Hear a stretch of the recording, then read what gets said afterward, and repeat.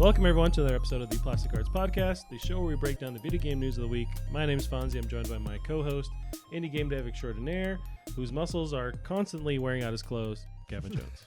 I appreciate that. You've been watching did you finish the Witcher show? Oh man, 2 days.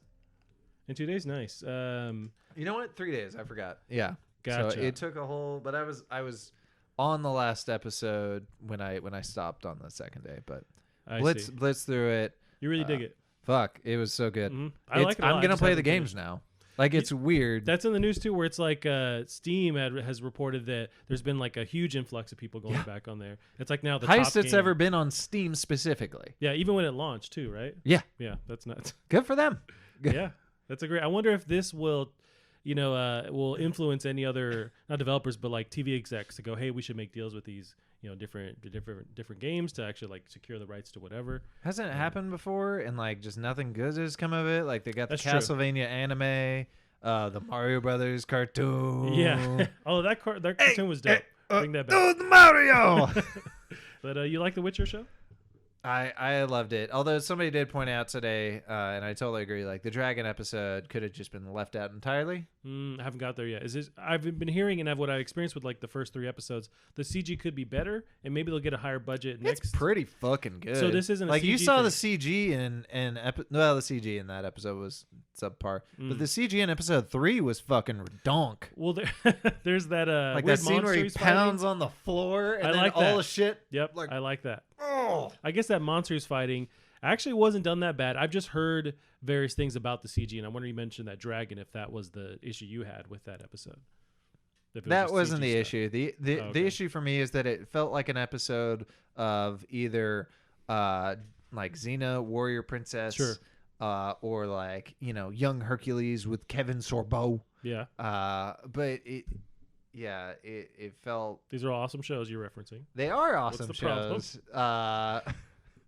But if you try and watch them without the rose tinted glasses, that we would it's have, tough. Yeah, yeah, it would be some rough shit. yeah.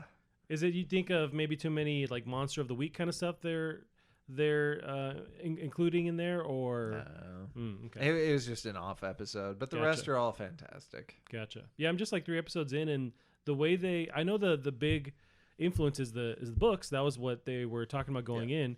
But for me, I the little I played of the actual game, I feel like they're nailing the kind of flow and feeling in the game, especially with Henry Cavill playing what's his face, Geralt. And he's officially, based on the author, he's now the face of The Witcher. Is he? Yep. What? The author made that. He's like, yep, that's him. Gotcha. There we go. Do you think with the next Witcher, they'll kind of also piggyback off that and have some more like change his face a little bit to look more like Henry Cavill? Will he kind of become that character? Or that's tricky. They're just so close to each other. I do like how Henry Cavill's playing him. Yeah. He's very much has that kind of raspy voice. It just I picture it completely when I see him. I think the tricky thing is like the video game character already looks a lot like that. Yeah. So like, do you change it? But also like, yeah, you just made that the official face. Gotcha. So I do wish sometimes he would dial back a little bit on the gravel. Right. He's almost like too Batman for Batman kind of thing. Like he's very much that direction. But I did love. He's got a great. And I saw this compilation of every time he goes in the show, and it was fairly lengthy, and I loved it. And he's got a very expressive. Hey, that's a good actor. If you can just in that little alone, you can express all this stuff. Yeah, or his fucks. He was not when he's he gives a good fuck. Yeah, like it's good. I think I've heard that already in the episodes, but yeah, I he's didn't gonna get say through fuck a lot, Gotcha. and that's gonna be his one-liner. That's That's fine.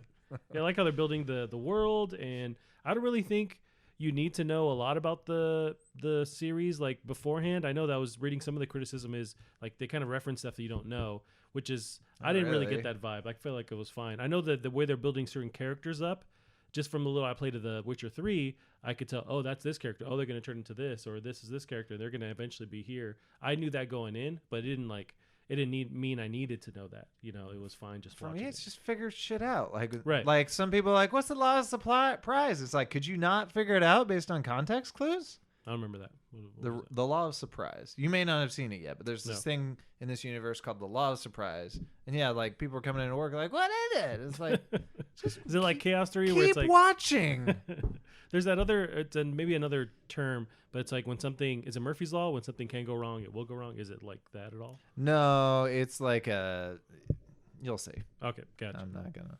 I hear it. But it also, the other thing, like, if I'm gonna play the games now, like, Yennefer's my girl. Like, you can't, like, I know you have two options, and I can't, like, I don't know what the other girl's gonna do to tear me away from Gwen. Can you choose in the game? I didn't realize that. Yeah, you can choose between Yennefer and, like, this other chick with huge boobies. Gotcha. Like, she's got a shirt that's, like, barely covering them the whole time. Like an anime, like a Japanese anime. Right. It's a Twitch stream, like watching a Twitch stream of it, you like never have anyone around. But yeah, like Yennefer's character is like her arc is awesome.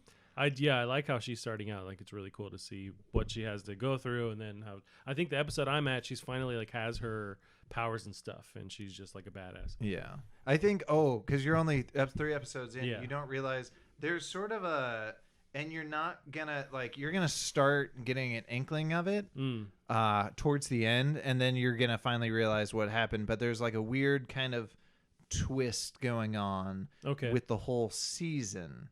Okay. And it's not like a traditional story twist. Is it now it's spoiled for you. Well, that's all I need to know, and I guess it's not a spoiler for me. I know that something weird's going on, and I'll just also erase this conversation. Right. But it is cooler knowing, like, you know, much like watching the Joker and having it spoiled, that some of it's not real. It's a lot cooler knowing, not knowing that going in. Yeah. And then when stuff starts to not make sense and you piece it together. Gotcha.